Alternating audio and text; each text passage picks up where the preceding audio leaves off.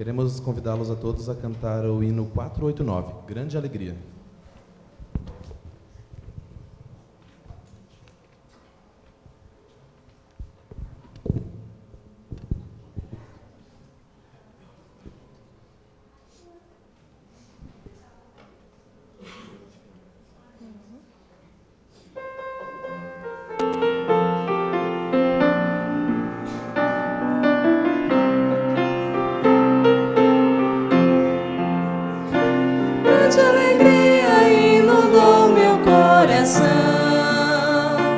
Ao descobrir que Cristo logo vai voltar, grande alegria explodiu a emoção, pelo que Cristo fez e faz pra me salvar.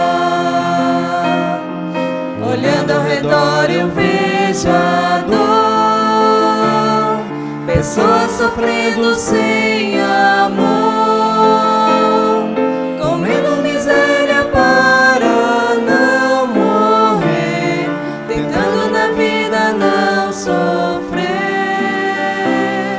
Olhando ao redor eu vejo fé no mundo que quer mudar até, mas essa mudança nunca vai chegar senão quando Cristo retornar. Grande alegria inundou meu coração ao descobrir que Cristo logo vai voltar. Grande alegria explodiu a emoção, pelo que Cristo fez e faz pra me salvar. Olhando ao redor eu vejo o fim de tudo que tem valor pra mim. Os sonhos da vida todos pelo chão, o mundo é só desolação. Olhando ao redor eu vejo o céu fechado e coberto por um véu. O brilho do mundo então se apagou e a vida de Cristo então brilhou. Grande alegria explodiu a emoção ao descobrir que Cristo logo vai voltar. Grande alegria explodiu a emoção, pelo que Cristo fez e faz pra me salvar. Amém? Amém. E com essa alegria vamos cantar Inteiramente Fiel. CD Jovem.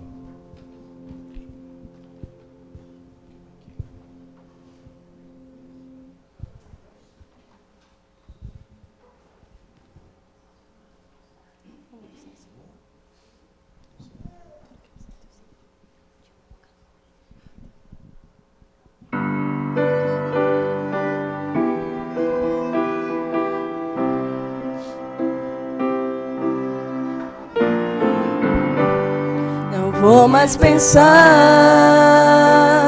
no que passou ou deu errado.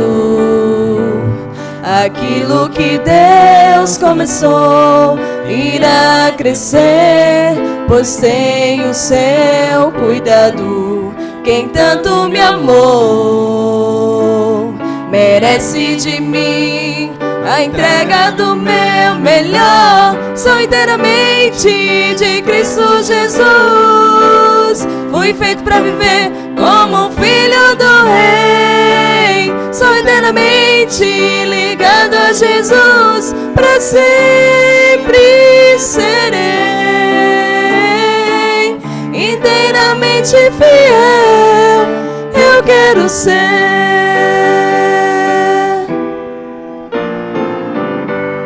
Eu sei de um lugar que está além do que é comum. A vida que existe lá não vai ter fim por causa de Jesus. Quem tanto me amou merece de mim a entrega do meu melhor. Sou inteiramente de Cristo Jesus. Fui feito para viver como um filho do Rei. Sou eternamente ligado a Jesus, para sempre serei inteiramente fiel. Eu quero ser. Sou inteiramente de Cristo Jesus. Fui feito para viver como um filho do Rei. Sou eternamente ligado a Jesus, para sempre serei inteiramente fiel.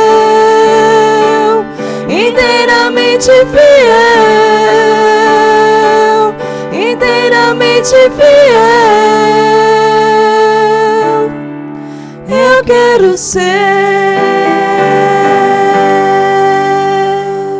Amém?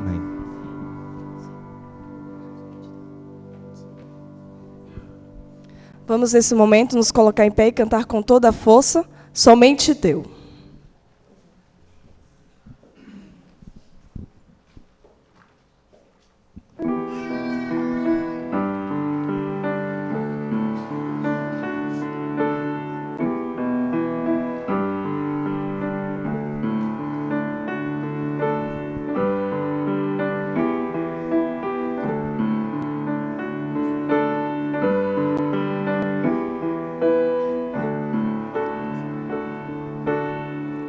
Eu não sou nada, sou escravo deste mundo, e os meus desejos só me levam para o mal.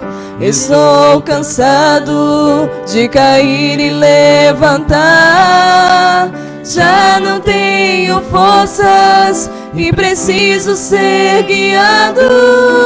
Sou miserável, o pior dos pecadores, e por isso eu suplico, eu preciso ser somente Teu. Pai Celeste, eu clamo agora pela fé, conduza a minha vida, direcione os pensamentos meus. Quero ter completa dependência em Ti e ouvir a doce voz do Santo Espírito falando a mim. Eu preciso ser somente Teu, Senhor.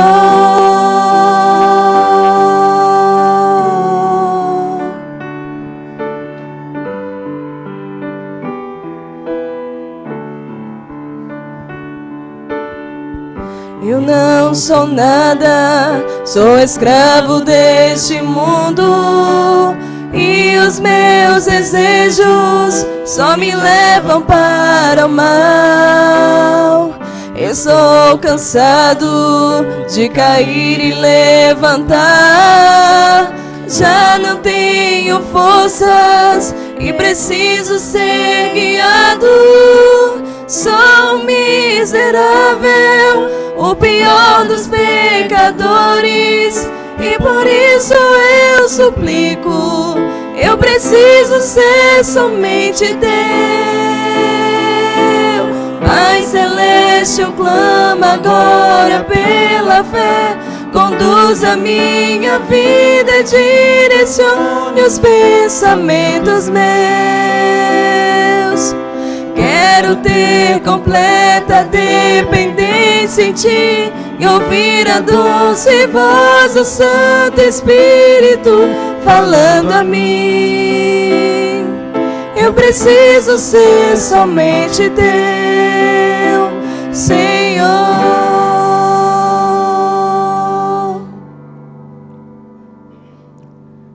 Celeste, eu clamo agora pela fé, conduza a minha vida, direcione os pensamentos meus. Quero ter completa dependência em Ti e ouvir a doce voz do Santo Espírito falando a mim. Eu preciso ser somente teu, Senhor.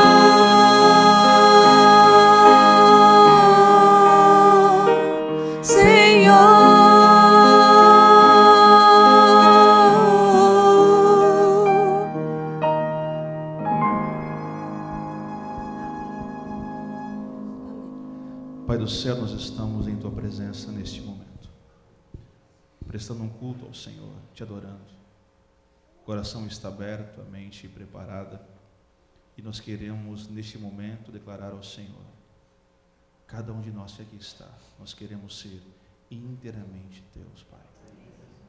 Que ao ouvirmos nessa noite a Tua mensagem, possamos recebê-la em nossas vidas e viver de acordo com os Teus sonhos e planos para cada um de nós. Amém. Nós oramos, Pai, em nome de Jesus. Amém.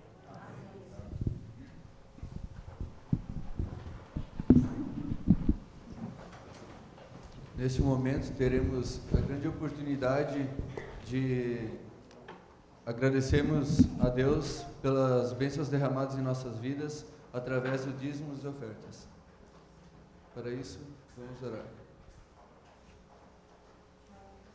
Senhor Deus, muito obrigado por esse dia maravilhoso que o Senhor tem nos dado. Obrigado pela saúde, Senhor. Obrigado por tudo que o Senhor tem nos dado. Venha abençoar todos aqui, Senhor. Abençoe a cada um que irá devolver seu dízimo e entregar ofertas a Ti, ó Deus. É isso que eu te peço e te agradeço. Em nome de Jesus. Amém. Amém.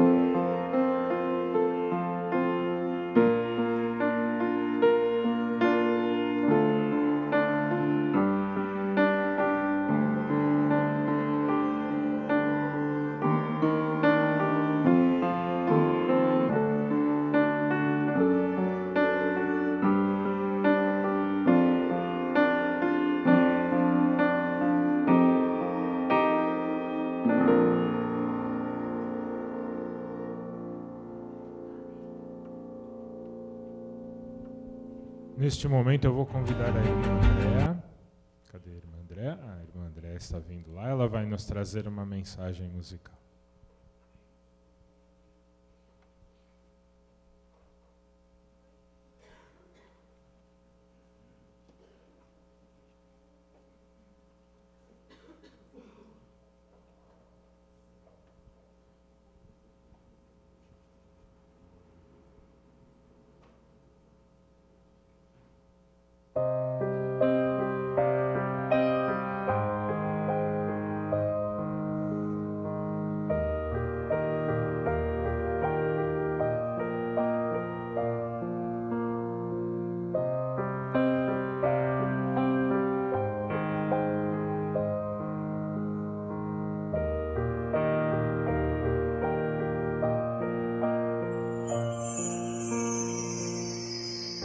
Preciso de ti, és o ar que eu respiro, eu preciso de ti.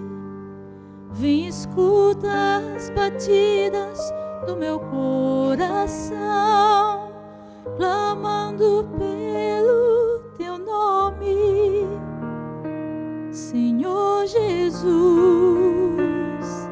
Preciso de ti, sou criança de colo, não me deixes cair. Tua santa presença não me deixes sair. Apacenta o meu coração, como um pai se deleita nos seus filhos. Tu me amas, Senhor, tu me amas. Guia-me mansamente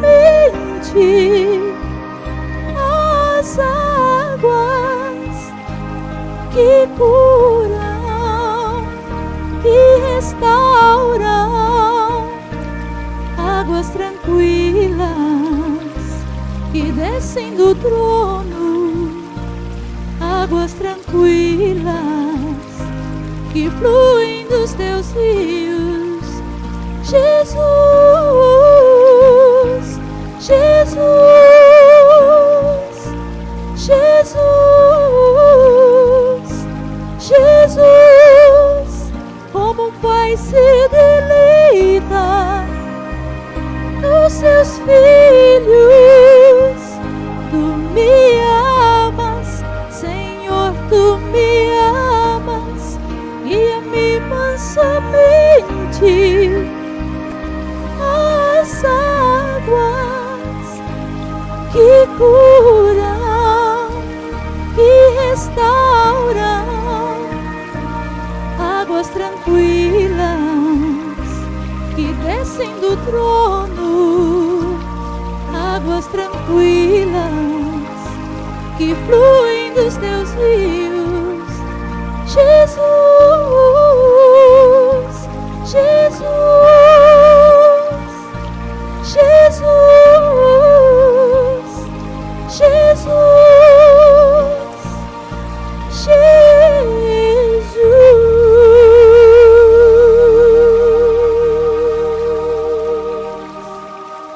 Amém.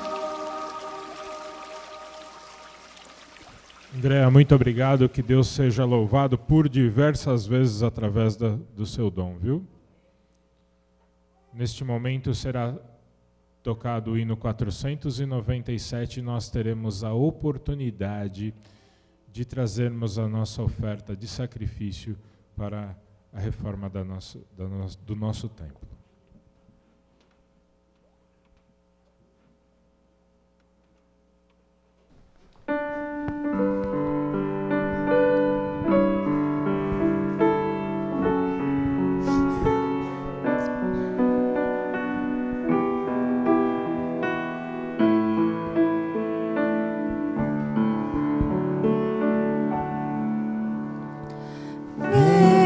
Nos inspirar, vem nos ensinar, Senhor, na luz do teu Espírito. Vem nos animar, vem nos transformar, Senhor, com teu poder.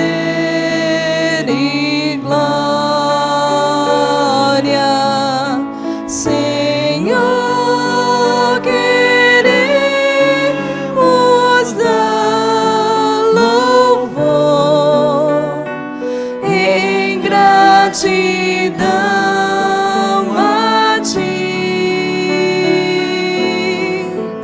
aceita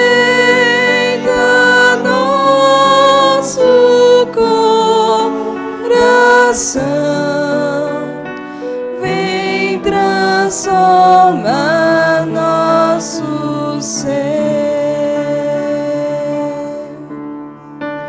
Vem nos ajudar, vem nos consolar, Senhor, que a tua paz esteja em nós. Dá-nos teu poder pra te obedecer e crer em teu sacrifício,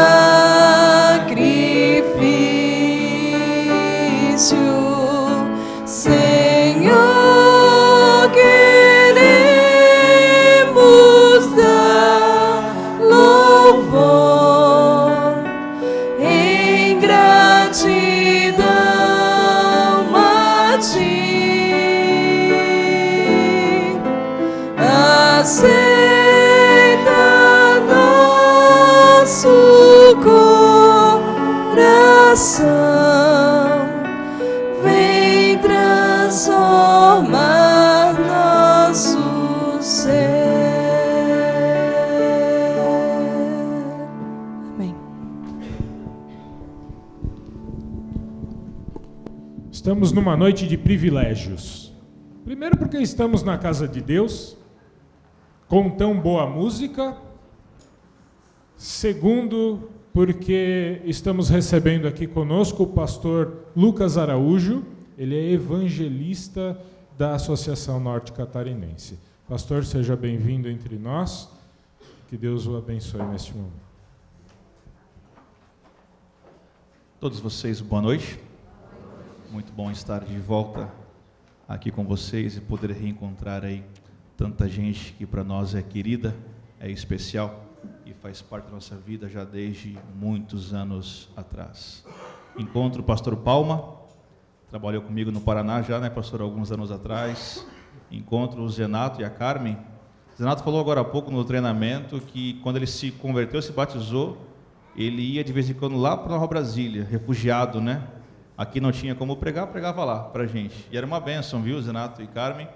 E ele comentou para nós agora há pouco que o primeiro sermão que ele pregou na vida dele foi lá. Aquela igrejinha verde ainda, de madeira, foi lá? Eu também, Carmen? E o meu também. O meu também. Era um domingo como hoje. Um domingo como hoje, meu pai soube que eu queria ser pastor. Eu tinha, na época, 13 anos e meio de idade. Quando meu pai soube, falou, vou te ajudar. Me colocou na escala de pregação. Naquela época não havia Google, 98. Não havia YouTube, eu tive que ligar no Está Escrito e pedir alguns sermões do pastor Bulhon. Quem nunca pregou, né? Um sermão do pastor Bulhon. E eu me preparei, estudei e fui pregar. Igrejinha pequena, então lá, hino, oração, já direto o sermão. 8h05 comecei a pregar. Calor, suando bastante. E eu falei, destrinchei o texto, Mateus 7 era o tema ali, 21 em diante. Casa na rocha, casa na areia, um tema fácil sobre fé, né? E quando eu encerrei o tema, encerrei a pregação, eu olhei para a igreja e percebi que havia algo de errado. O pessoal estava assim, incomodado, meio sem entender o que estava acontecendo. Meu pai não conseguia esconder a aflição, assim, o desgosto, né? Minha mãe, ela ficava tentando me motivar, mas eu sabia que havia algo de errado ali. E naquele dia eu fiz algo que nunca deveria ter feito na minha vida. Depois eu aprendi que não devo fazer diferente. Eu encerrei o sermão pedindo perdão para a igreja. Tão ruim foi o sermão, né? Aí pedi perdão e sentei. E eram agora 8h15 da noite. Meu sermão havia durado exatamente 10 minutos. E aí, Zenato, lá na Nova Brasília, um irmão, não vou dizer se ele é ovelha ou lobo, mas ele falou assim, esse garoto aí nunca vai ser pastor. Não sabe falar, não sabe pregar, e é verdade. Não sabe se vestir, era verdade. Porque eu estava pregando com um paletó bege, uma gravata amarela, uma camisa branca, uma calça preta. Parecia uma árvore de Natal. E ele falou assim, esse garoto nunca vai ser pastor. Sabe como é que a igrejinha pequena é... Como é fofoca, né? Rápido chega onde? e no ouvido. E assim, quando você tem o dom do ministério, quando você é pastor, o pastor sempre acaba sabendo quando falam mal dele, né? Ah, o irmão falou mal de mim, eu fui, sabe o que vai? Então, peraí. Aí eu fui para o IAP, aos 15 anos eu fui para o IAP fazer ensino médio, e de lá fui para o IAN. 17 anos e meio, onde que eu estava? Na faculdade de teologia, lá na Bahia. Cursei um semestre. No fim do semestre, peguei o avião para onde? Para Joinville. E no sábado seguinte, Helmut, onde que eu pregaria? Ah, agora eu era um teologando. Havia cursado, já era um quase pastor. Já havia cursado um semestre. Já tinha conhecimentos de hermenêutica, de homilética, de como se fazer um apelo. 2002, esse ano. Sábado de manhã fui à igreja, preguei o meu sermão. Agora preguei já um bom tempo, meia horinha. E assim encerrei. Respirei fundo e disse, hoje eu detonei. Hoje eu fui muito bem. Amém por isso. Aí lá em casa depois uma irmã, amiga nossa em comum até, não vou dizer aqui não por questões éticas, me entregou uma carta, colocou no meu bolso e falou assim, Lucas, lê depois. Para mim que sou assim meio angustiado, é a mesma coisa de dizer, ó, é urgente, tem que ler agora. Tirei do bolso, abri a carta, e aí na carta a irmã dizia assim para mim, Lucas, você não deveria ser pastor. Ela colocou 4 razões na carta.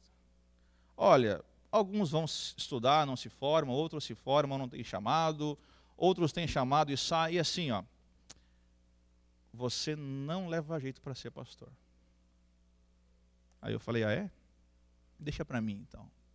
Só de raiva eu fui até o final. Aí eu orei e falei assim, Deus, é contigo, né? Sou jovem ainda, então eu posso errar. Eu quero me formar, chegar na formatura tendo um chamado na minha mão para ser pastor. 2006, 10 de dezembro, foi a minha formatura. E no dia 22 de setembro, ou seja, mais de 2 meses antes, eu tinha nas minhas mãos um chamado para ser pastor. E já faz isso quase 10 anos. Ah, irmão, deixa para lá. Olha, vamos prosseguir aqui o tema. A pergunta é, pode vir algo de bom da Nova Brasília? Né? Olha, não duvide. Meu irmão é de lá, né? Então, de fato, veio algo bom de lá. Serviu para nós, né? Serviu ali de refúgio. Muito bem, amados. Abra sua Bíblia. Vamos ao tema de hoje. E hoje eu vou pregar mais de 10 minutos, tá bom? Então, peço licença para pregar um pouco mais do que 10 minutos. Mas Joinville é a nossa casa. Joinville para nós é um lugar muito especial. E quando eu soube que eu viria para cá, eu fiquei muito feliz. Efésios 2, verso 8.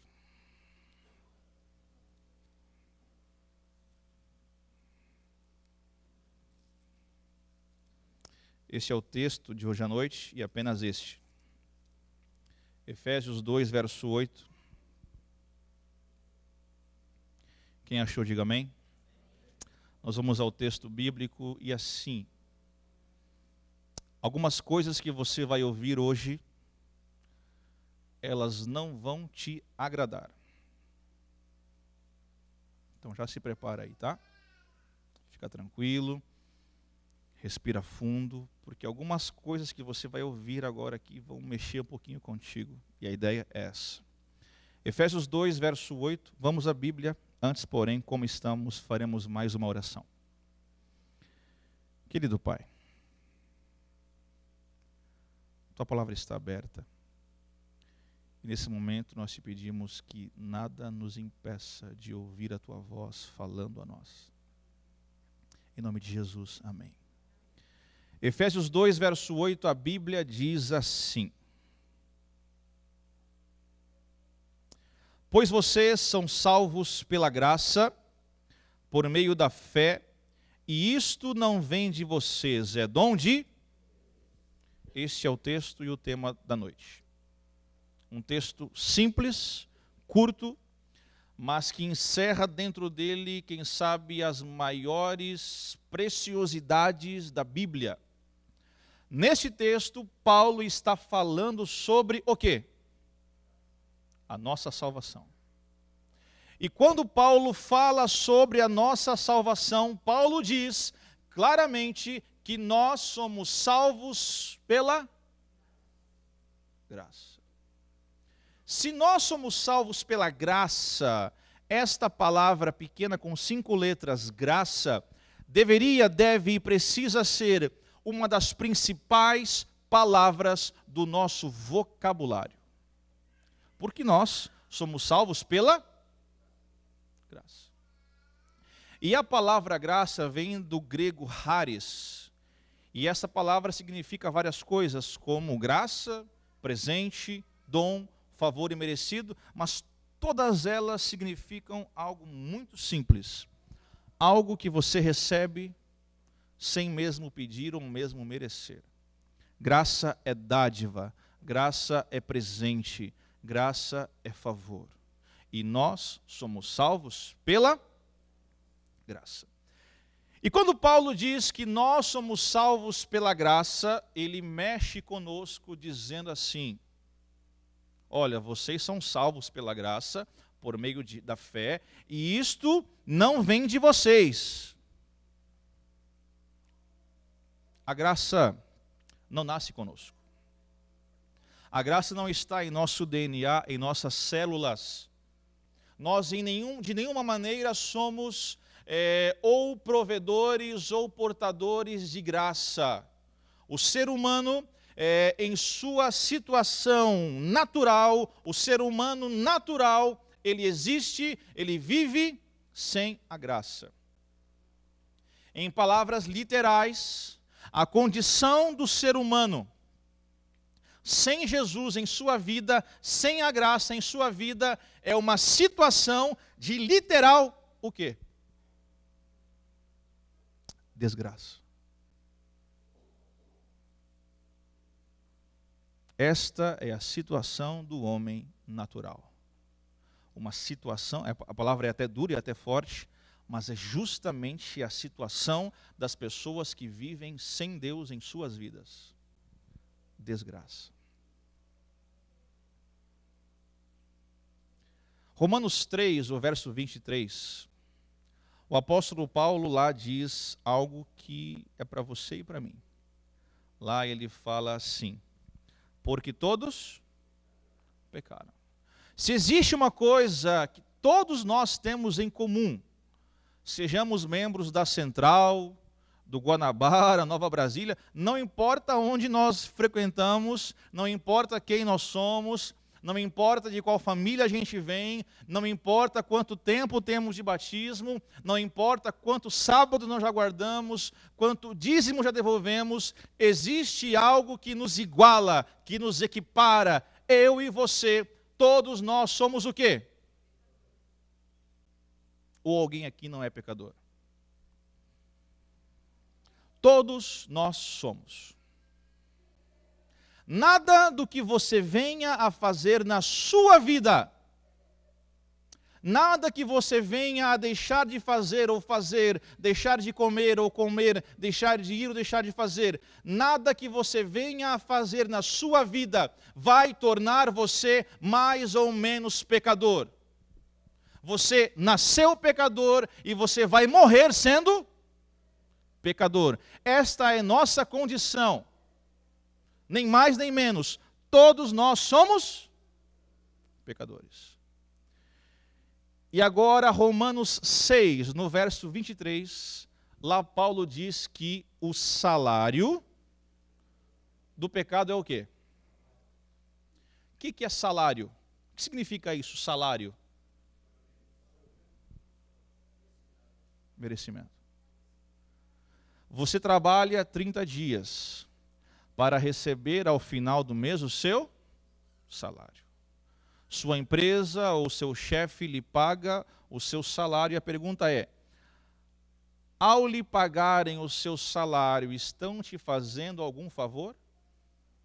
Sim ou não? É o combinado? Está tudo certo? Ok? Mas digamos que amanhã, que dia que é amanhã? 4, né?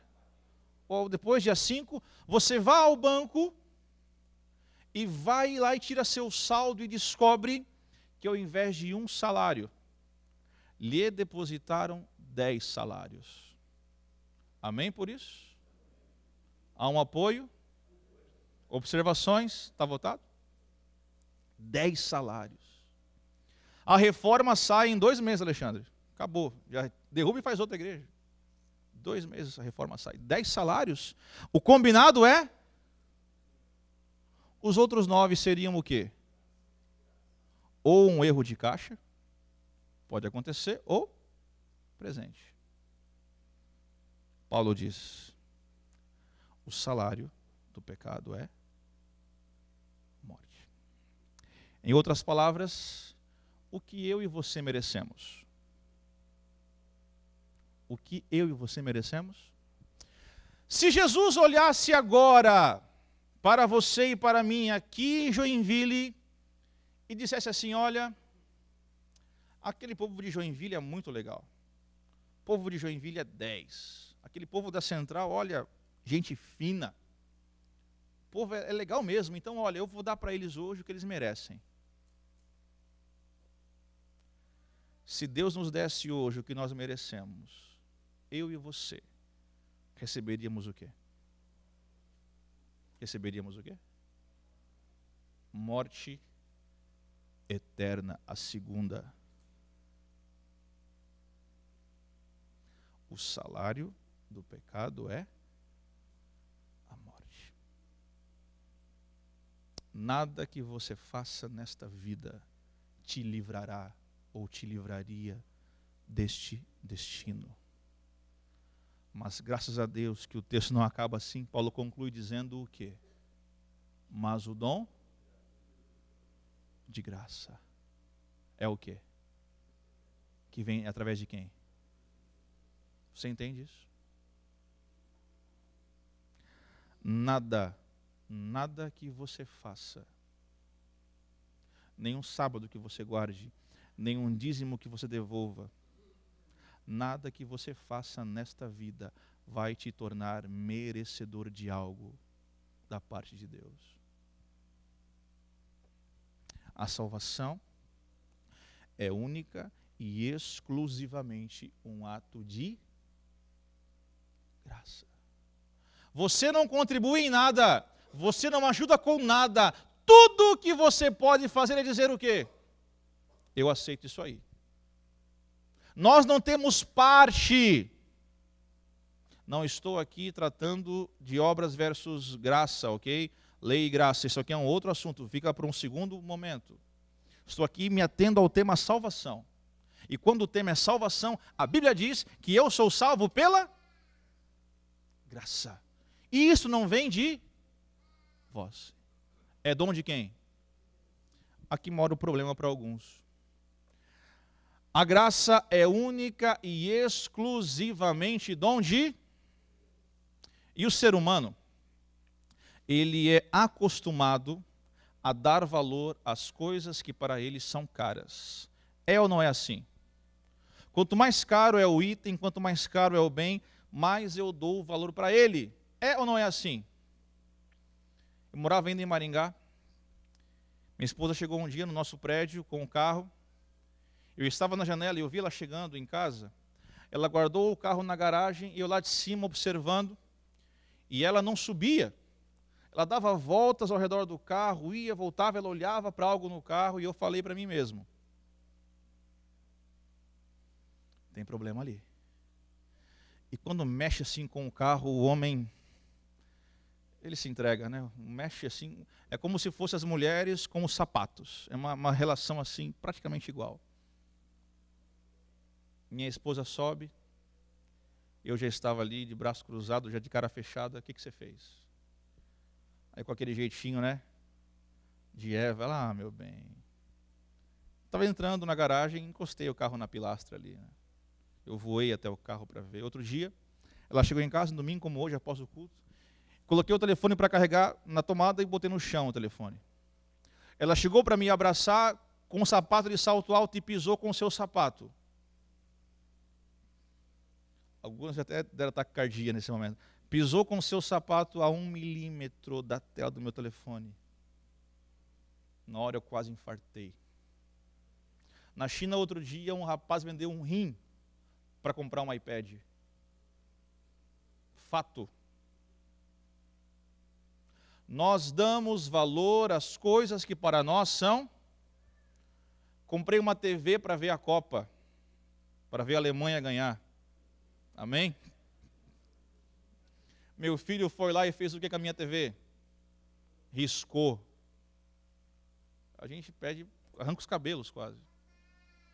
Nós damos valor às coisas que para nós são caras. Agora eu te pergunto, quanto custa a nossa salvação? Quanto custa a nossa salvação? Quanto custa? Quanto custa? Sabe quanto custa? Absolutamente nada. Para nós. Mas para Deus custou o quê? Muitas vezes, com esse pensamento, a gente brinca com Deus. Um dia, eu trabalhava na escola de Campo Mourão, uma garota chegou e falou assim, pastor, eu quero ir para o céu. Eu falei, amém, jovem? O que falta? Você tem um problema, porque assim, pastor, olha, eu amo muito a Jesus, mas eu tenho só 15 anos, eu sou jovem, eu quero curtir a vida, eu quero namorar, quero ir para a balada, quero beber com os amigos, quero sair para dançar, e assim, ó, quando eu tiver lá os meus 70 anos, eu quero, daí eu volto, me batizo e vou para o céu. Pastor, o que você acha?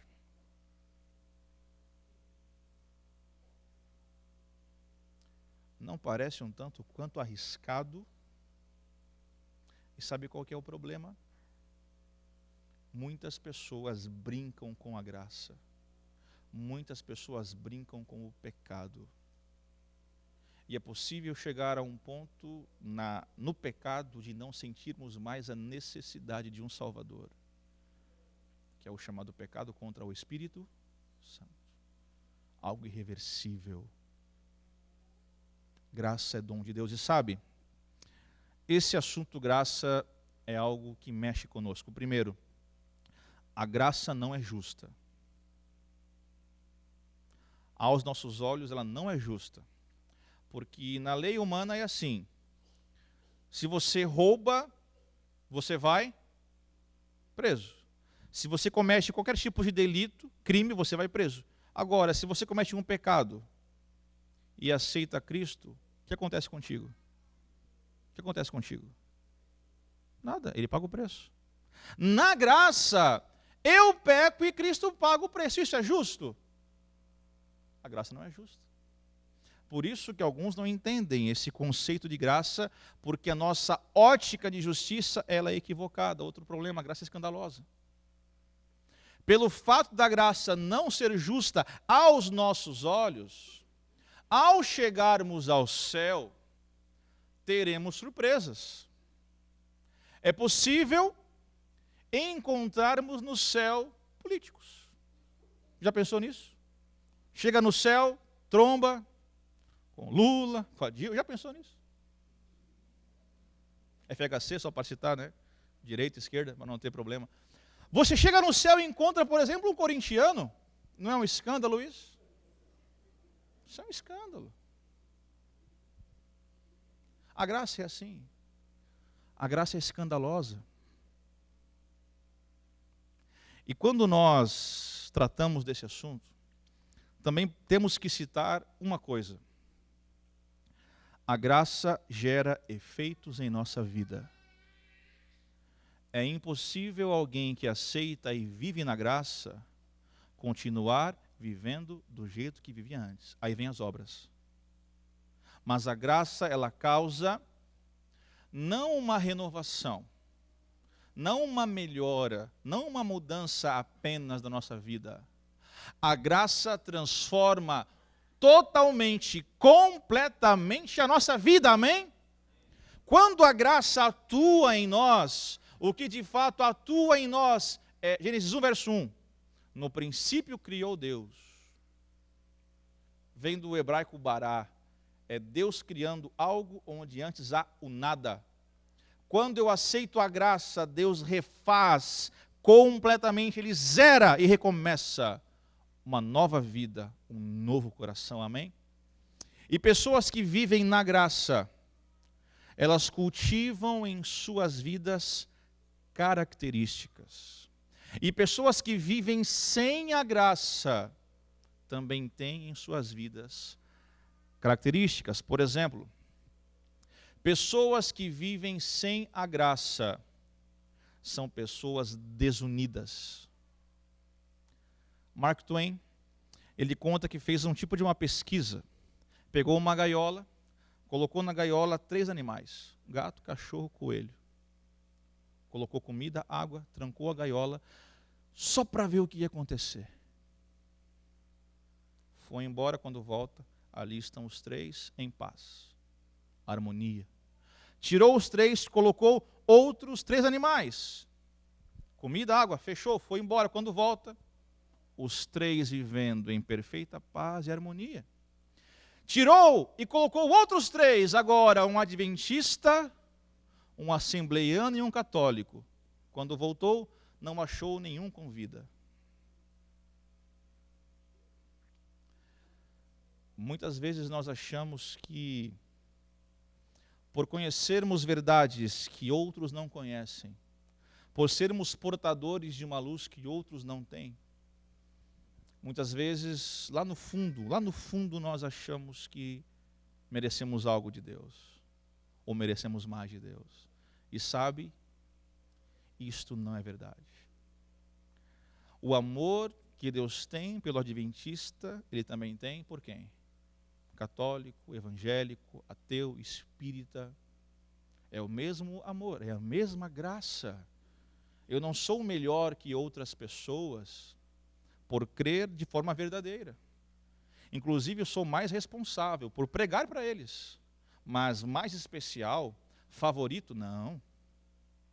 Nós não temos direito de julgar irmãos de outras crenças. E muitas vezes nós agimos como se eles fossem primos assim bem distantes. Não. Para piorar ainda mais essa questão de união, muitas vezes a desunião acontece mesmo dentro do corpo de Cristo. Acontece ou não acontece? Sim ou não? Pastorei uma igreja em Foz do Iguaçu.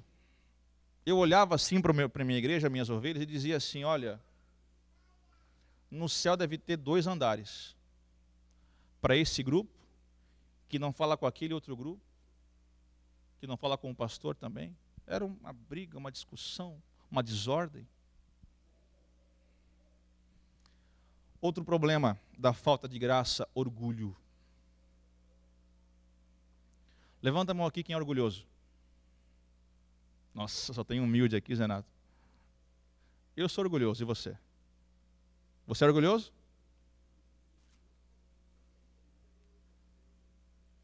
É tanta humildade que não dá nem para ver o próprio orgulho, né? E o pior problema dos orgulhosos, ouve aqui agora, ó. O pior problema dos orgulhosos é que eles veem problemas em todos, menos em quem? Quer ver um texto para mexer com os orgulhosos? Marcos 8:34.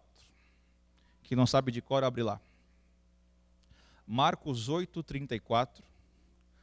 Neste texto, Jesus resume o que é ser cristão. Marcos 8:34. Quem achou, diga amém. Marcos 8:34.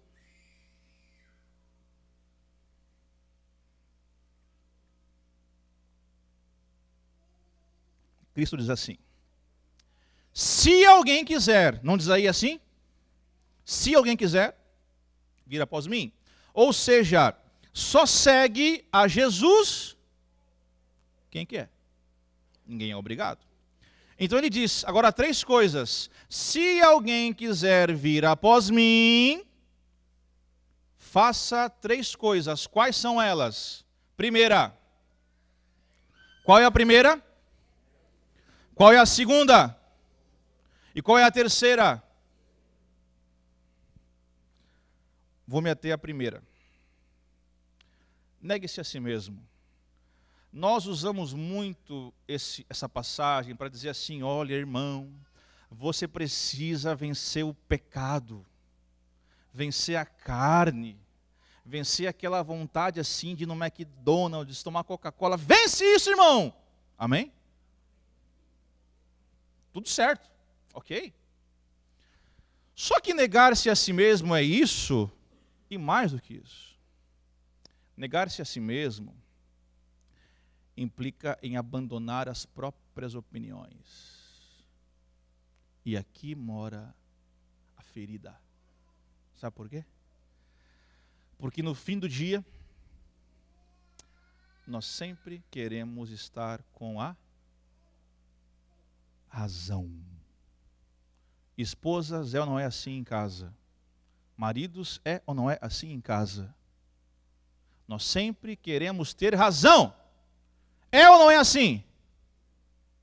Negar-se a si mesmo é dizer para a esposa assim: esposa, eu não sei de nada. Nem você, mas eu não sei de nada. É dizer para Deus: Pai do céu, eu não sei de nada. Papai do céu, as minhas opiniões. A gente sempre diz assim: está vendo lá, eu avisei, ó. Quem avisa amigo é. As minhas opiniões valem zero. O que vale, papai do céu, é a tua opinião para a minha vida. Sabe o que é isso aqui? Isso aqui é negar-se a si mesmo. Isso aqui é destruir o próprio orgulho aos pés da cruz. Talvez essa seja uma das maiores marcas de quem vive na graça. Vencer o próprio eu, o próprio orgulho, a própria vaidade, as próprias opiniões. Benjamin Franklin diz assim, que mesmo que eu tivesse a concepção, a ideia de que já venci meu orgulho, provavelmente ficaria orgulhoso da minha humildade. Que desafio, e sabe? A maior luta da sua vida será a luta sua contra você mesmo. Essa luta vai até o céu, ou até o dia de você morrer. A sua luta contra você, contra quem você é, contra os seus pecados, contra a sua vaidade, seu orgulho.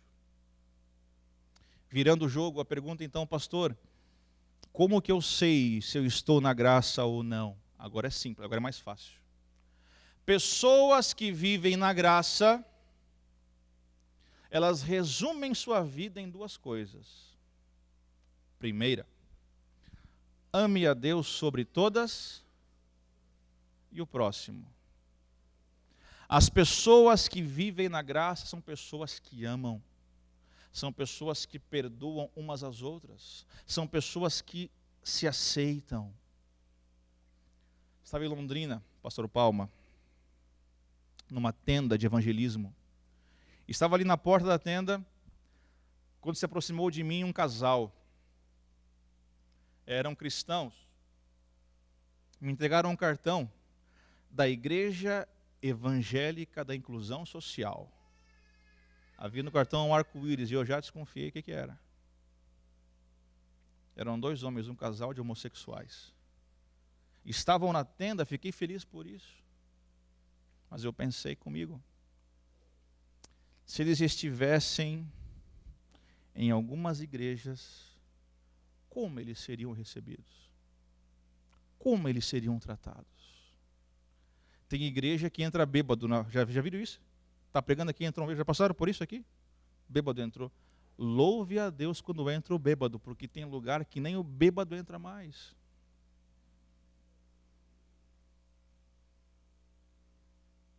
Você entende? Aceitar, amar as pessoas do jeito que elas, Você ama as pessoas? Sim ou não? Sim ou não? Sim ou não? Você se ama? Você se ama? Você se ama? Sim, você se ama. Você cuida de você, toma banhozinho, passa shampoo, escova o dentinho. Alguns não, mas é para escovar o dentinho. Passa desodorante, corta o cabelo. Algumas moças passam aquele ferro, né, para esquentar, para... Tá tudo certo, legal. Ok? Mas Cristo disse para fazer o que mesmo? Quer ver o exemplo?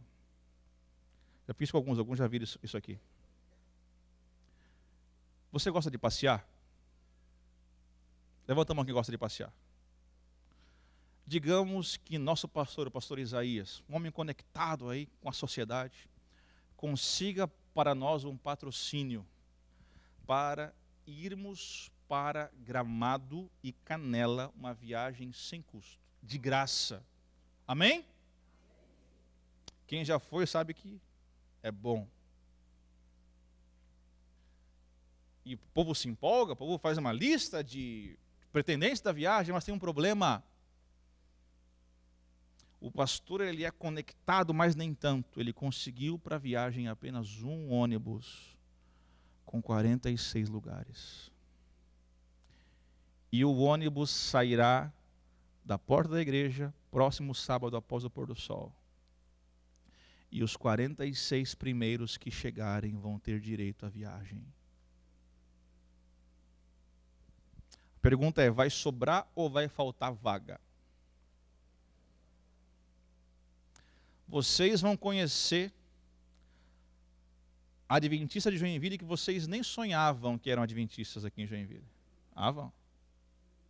Agora digamos que no próximo sábado de manhã, quem faz aqui a comunicação de manhã, Dênio? Ou não tem, ou é tudo no informativo? Ah, anúncios de manhã aqui, quem faz? Quem que coordena a comunicação aqui? Vamos dizer que o ancião vem aqui, o Zenato, o Alexandre, qualquer um aqui. Diga assim para a igreja, vamos dizer que é sábado agora, que vem. Irmãos, feliz sábado a todos vocês. Quem pergunta quer resposta. Feliz sábado. Então. Irmãos, hoje às 14 horas, nesse momento, para tudo. Um filme passa em sua cabeça e você se pergunta assim, o que esse ancião quer comigo hoje às 14 horas?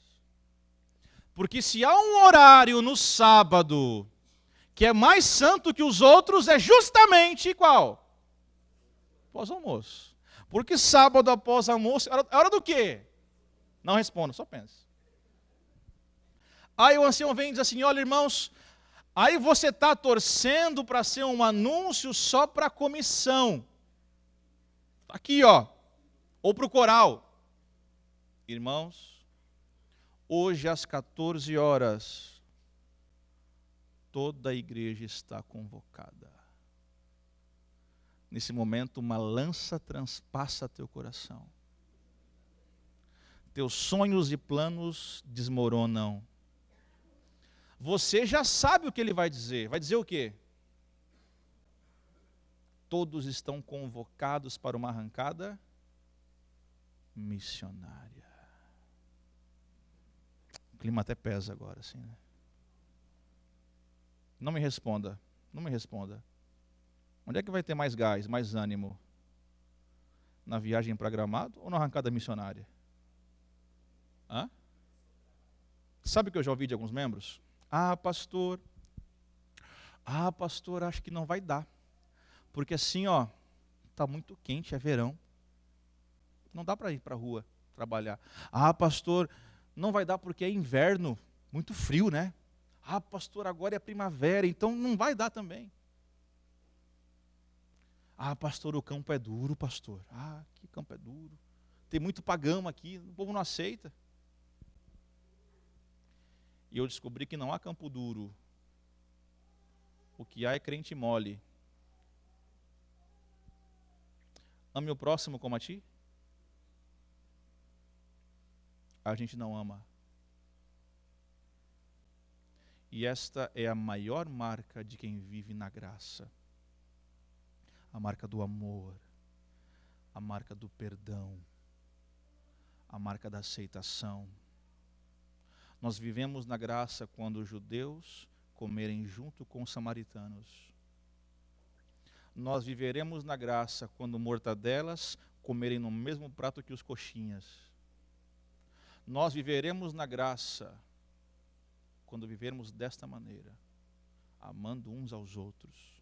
Cristo disse, olha, as pessoas lá fora vão conhecer e saber que vocês são meus discípulos quando? Quando? Sabe o que é isso? Isso é graça. Segunda Guerra Mundial.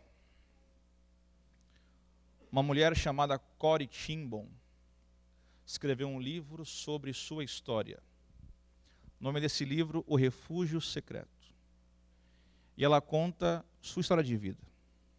Ela morava na Holanda, uma família cristã na Holanda. E durante toda a Segunda Guerra Mundial, os cristãos da Europa, muitos deles abrigaram judeus e os esconderam em suas casas. Davam esconderijo e alimento para os judeus fugitivos. Mas, quando as tropas nazistas descobriam esconderijos, onde quer que fossem, os judeus que ali estavam eram aprisionados, levados para o campo de concentração, mas as pessoas que os davam abrigo também eram presas e levadas para o campo de concentração. E aconteceu isso com Corrie ten Boom e sua família. Ela era ainda uma criança e foi levada presa ao campo de concentração. Certa manhã, um soldado nazista tirou a vida de toda a sua família, os exterminou a sangue frio. E antes disso, abusou fisicamente de cada um deles, seus pais e seus irmãos. Corrie ten Boom conseguiu se esconder, foi libertada, foi livrada. Pouco tempo depois a guerra acabou e ela então saiu do campo nazista com vida, mas sem família, com vida, mas com o coração, a mente cheia de traumas e pesadelos, de rancor, de ódio, porque ela presenciou sua família ser exterminada diante dos seus próprios olhos. Mas ela era cristã e a fé fez com que ela permanecesse fiel a Deus. E depois da guerra, Corrie ten Boom percorreu toda a Europa, pregando nas igrejas e contando para as pessoas da libertação que Deus havia dado para ela. 20 anos depois, numa igrejinha batista no sul da Alemanha, num domingo à noite como hoje, Corrie ten Boom vai à igreja, dá o seu testemunho, prega seu sermão e ao final vai à porta fazer o quê? Cumprimentar as pessoas que a haviam ouvido. Ao fim do grupo de irmãos, passando por ela, se aproximou um homem alto, loiro, voz grave, emocionado, e perguntou para ela: Corrie ten Boom, você sabe quem eu sou? Aquela mulher agora vivida olha para o homem, força a vista, tenta forçar, mas não detecta, não consegue lembrar do homem. O homem olha para ela e diz assim: Corrie ten Boom, eu sou aquele soldado que matou toda a sua família. Ele havia se convertido, foi batizado e agora era um cristão. Corrie ten Boom para diante dele e ela sabia que aquele homem era o culpado de todos os traumas da sua vida. Ela não tinha pai, não tinha mãe, não tinha irmãos, por causa daquele homem. Se ela dissesse ao homem os piores impropérios que lhe fossem permitidos, ela faria isso. Seria justo, porque o homem havia matado a sua família. Seria justo, sim ou não? Sim, seria totalmente justo. Só que havia um problema aqui. Aquela mulher foi ensinada aqui. E aqui diz da graça. Na oração modelo, Cristo disse: Pai, perdoe as nossas dívidas, como nós fazemos o quê? Perdoamos os nossos devedores. Ela sabia disso. Ela sabia que a vida, morte, ressurreição de Cristo se resumem na palavra graça. Ela sabia que os cristãos que aceitam a Cristo vivem em graça, vivem no amor, vivem no perdão. Mas o coração doía. Ela conta em seu livro que agora ela para e fica em dúvida sobre o que fazer. Falar ao homem verdades duras, impropérios, ou oferecer graça ao homem, oferecer perdão. A pergunta: aquele homem merecia ser perdoado? Sim ou não? Não.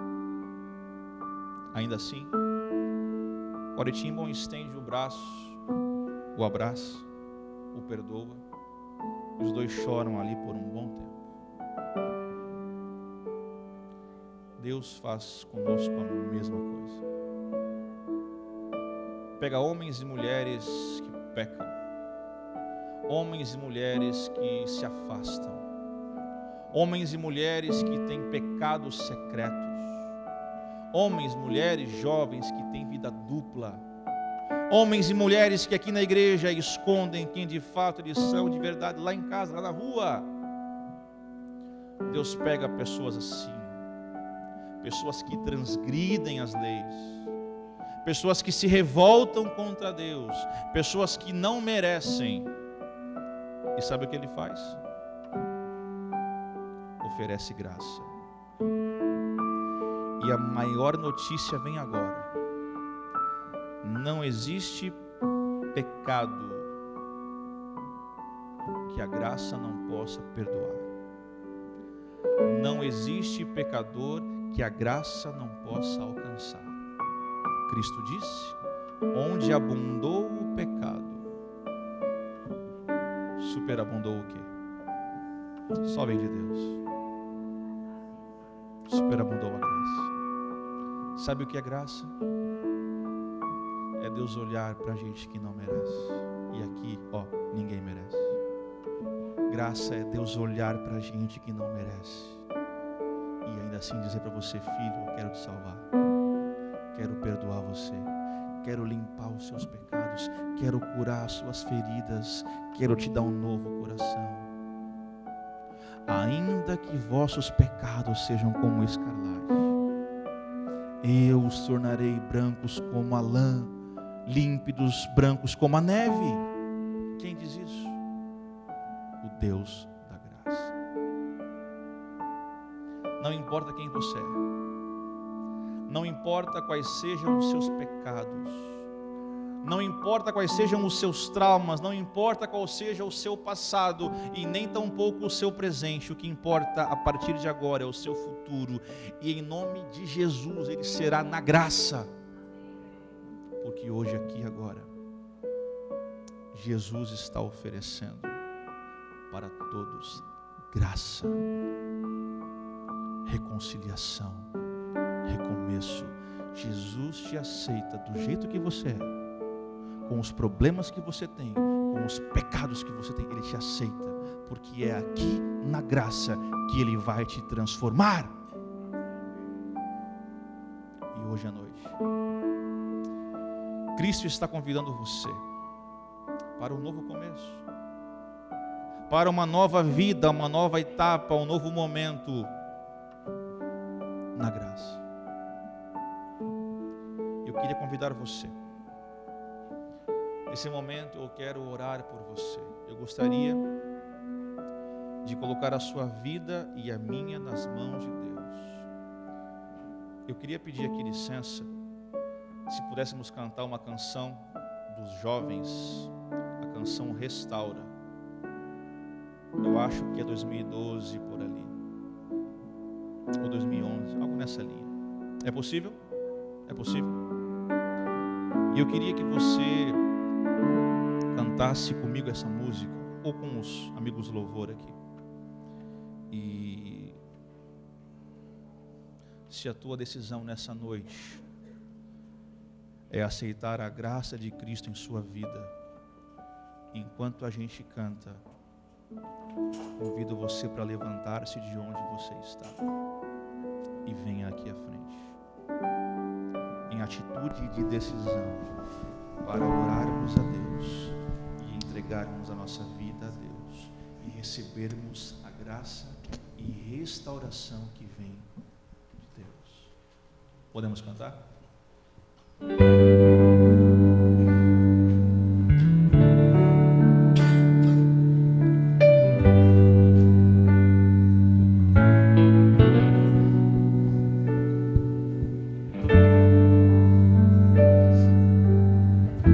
Peça para Deus restaurar, renovar, recomeçar a tua vida. Cante para Deus. Restaura meu ser, restaura meu viver, restaura minha desilusão, restaura meu quebrantado coração, restaura meus sonhos, restaura os meus planos, Senhor, restaura minha vida por completo, para que todos saibam que Tu és meu Deus, porque Teu é o poder e o louvor, porque Tu és a paz e o amor, a Ti toda honra e glória rendemos, Senhor. Grandioso é Teu agir em nossas vidas, restaura. Vamos ouvir agora as moças, as mulheres, clamando a Deus por graça, por recomeço, por restauração. Cantem agora só as mulheres. Restaura meus sonhos, restaura os meus planos, Senhor. Restaura minha vida por completo, para que todos saibam que Tu és meu Deus, porque Teu é o poder e o louvor, porque Tu és a paz e o amor, a Ti toda honra e glória rendemos, Senhor. Grandioso é Teu agir em nossas vidas, porque Teu é o poder e o louvor, porque Tu és a paz e o amor, a Ti toda honra e glória rendemos, Senhor. Grandioso é Teu agir em nossas vidas,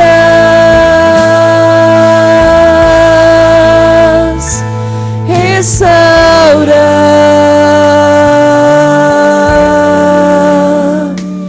restaura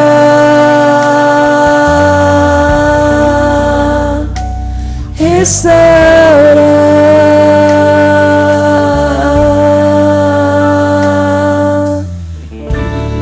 Amém. Em sua graça, Cristo quer transformar toda a nossa vida. Não existe pecado que Ele não possa perdoar. Não existe pecador que Ele não possa alcançar. E nesta noite, Cristo quer alcançar a todos nós com a sua graça. Vamos orar. Querido Pai, obrigado pela Tua palavra. Obrigado pela esperança que temos nela, onde mesmo sendo pecadores, mesmo sendo indignos e não merecendo nada de Ti, ainda assim olhas para cada um de nós, oferecendo perdão, salvação e graça.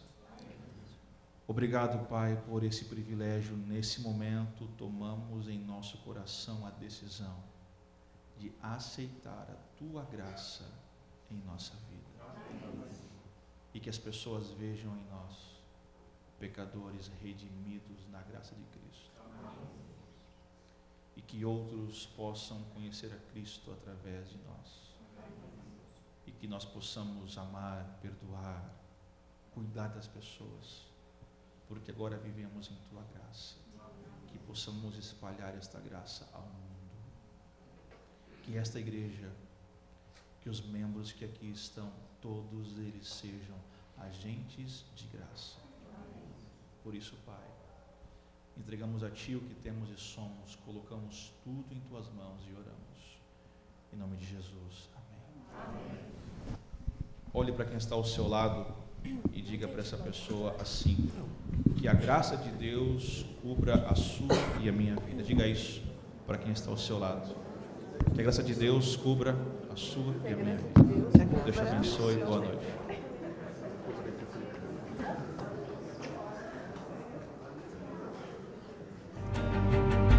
Irmãos, eu vou pedir perdão ao pastor. Meu nome é Moro.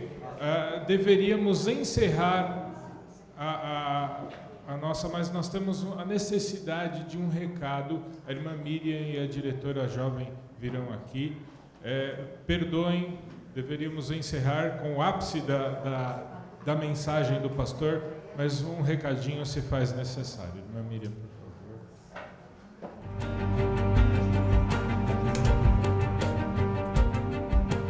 Meu nome é Moro. Sou dono de 8 milhões de metros quadrados de terra. Não confio naquele loirinho gerente do banco, não. Por isso eu e minha filha Maria Clara resolvemos guardar os lucros em casa. Eis que um dia Januário, o carteiro, que mora lá no Tererê, esposo da Gertrude, me traz essa carta dizendo que um cabra qualquer em 3 dias tem que pegar o meu maior tesouro, Tilango. Meu nome é Moro, Sérgio Moro, e esse cabra vai aprender a não mexer no dinheiro debaixo do colchão dos outros.